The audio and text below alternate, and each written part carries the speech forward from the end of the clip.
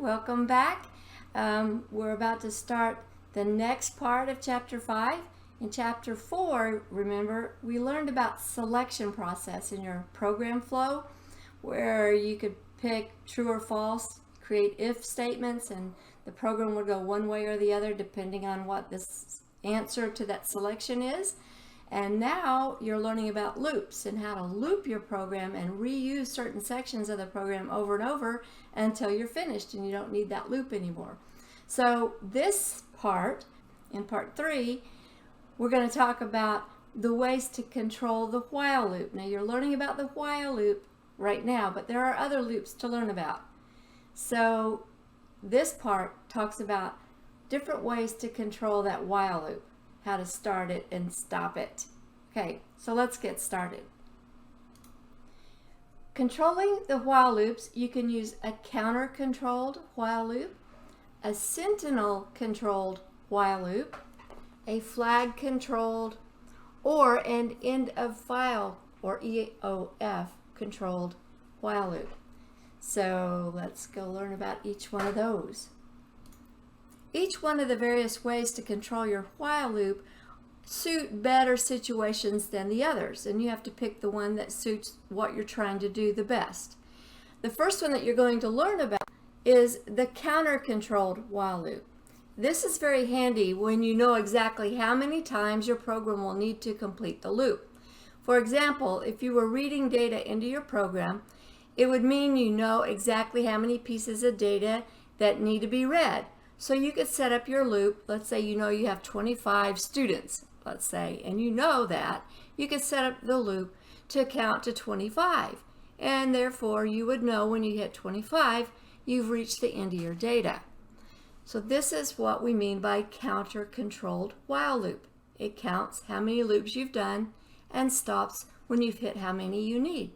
So here's an example in this slide. We're setting our counter to 0. Now somewhere above this you would have declared your variable counter, and you probably could declare it as an integer because you seldom count in decimal values, right?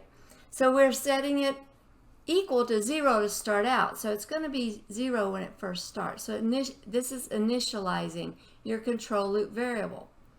Then the while statement. While the counter is less than some number, you pick what that number is. So it does this loop until that number is reached. Now somewhere in your program, all these are little dots represent statements, right? Different coding statements. Somewhere in this program you have to add one, this plus plus, remember we learned about that? That means add 1. So it would add 1 to the counter, do the loop, check, have we reached the number we want? No? Well, we do all the statements, add 1 to the counter, do the statements, go back, check, have we reached it? No? We keep doing the loop until it says, have we reached it? Have we reached that number or gone over greater than n? If we have, now the loop ends and it exits the loop and goes on with the remainder of your program. It's not always possible to know how many times your loop needs to execute. For example, the number of pieces of data to enter into the program might depend on the user who's answering the questions. So you can use what's called a sentinel-controlled while loop. The sentinel is a special value or a special character that the user can enter to indicate they're finished entering data. You designed your loop to check for that character, and as long as the character is not present, the loop will continue. So let's look at our example here. Now it says the sentinel variable is tested on the condition. So it looks for that special variable that you say will end your loop. The loop ends when it sees that special value. The following is an example. Okay, so we have cn variable. So somewhere we declared that variable right here up further in our program. So the user will type something in and now it'll become that value will be stored in variable. While the variable is not equal to the sentinel, and of course the sentinel could be whatever. You could pick a certain number like a 0, or maybe the sentinel could be the letter Z, or maybe a pound sign. You get to pick, okay? And then of course you need to tell your user what to type in so they know how to stop the loop. And then the variable, while the variable is not equal to sentinel, and then we're going to start checking, doing our while loop. Okay, cin the variable, so they type in another value for the variable, and it'll keep doing this slip. Is it the sentinel value? Let's pretend we want the sentinel to be a pound sign. So I'll say, is it a pound sign? No, the user didn't type a pound sign, so it does the loop again. Everything in the loop. It changes. Here you get a chance to change the value. You can either add another piece of data or the pound sign. All right, and go back around. It'll check again. And once the user enters the pound sign for the last item, it'll come back around. Is it the sentinel? Yes, and it exits the loop, and that's the end of the loop.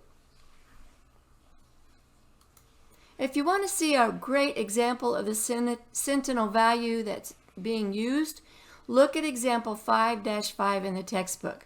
We're going to look at it real quickly in the next slide.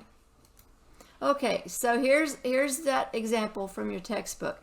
It's talking about, here's a keypad on a telephone, and it's talking about how to convert letters, if someone types in a letter, to the number that corresponds to that letter. Okay, on a keypad, telephone keypad. So here they have their header file, IO stream, using namespace, int main, where they start their function main. Here's their curly brace. Then we have a declaration. We're going to use letter for a variable, and it's a character. Okay, that's the type, data type character. We also got digit and num for variables, and they are integers. Then we put on the screen, program to convert uppercase letters to their corresponding telephone digits in line. Okay, so that's what's on the screen, what's in the quotes. Cout, to stop the program, enter a pound sign. So we're telling the user, if you want to stop the program, hit the pound sign. Cout, enter an uppercase letter. Cin, a letter. Okay, so that's the variable that holds whatever letter the user types. While the letter is not equal to a pound sign, then it'll do all this math and check to see which of the digits represent that letter. Okay, so that's what all this math is. And it says num static cast integer letter minus static cast integer A. And you remember ASCII code, right?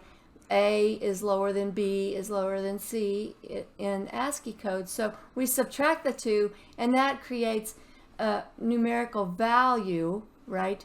So if it's the letter A minus A is going to be 0. So if it's a 0, we know it's an A, and we're going to do an if statement and say, oh, well, it's going to be the number 2. Okay? So that's what all this is about. The main thing on this I wanted you to realize is the user could type in a pound sign and stop this entire loop.